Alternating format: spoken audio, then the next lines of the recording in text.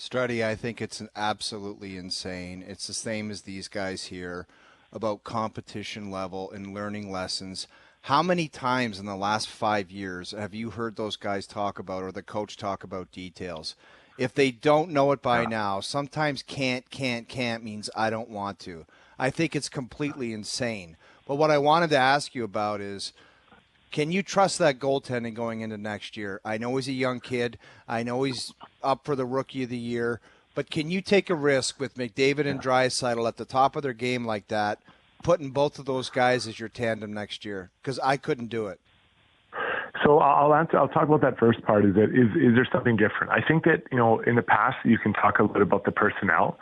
But I think this team is much more deeper, and there's going to be a few tweaks over the season. But maybe they're looking for another top four defenseman. To kind of just solidify that group when you maybe compare what Vegas had or what some of those other groups had. Maybe there needs to be another guy in there to help kind of balance it out. But up front, maybe they're looking for a top six, but can Dylan Holloway come in, or Raphael Lavoie, or can someone else step up?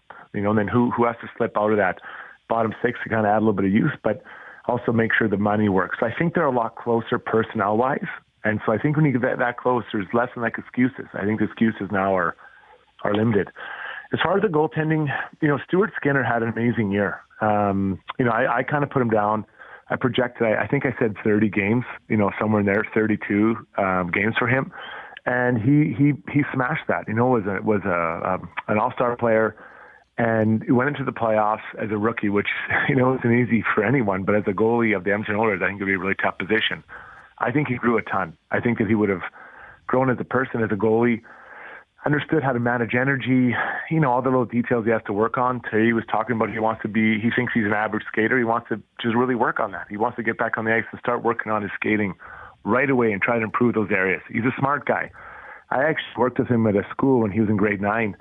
I'm not going to say it's all because of me he made it this far, but obviously some part of it is. But so I've known this guy for 10 plus years, and I think that there's a desire to get better all the time. So is it ideal that I believe both guys will be back? I do believe that. Is it ideal?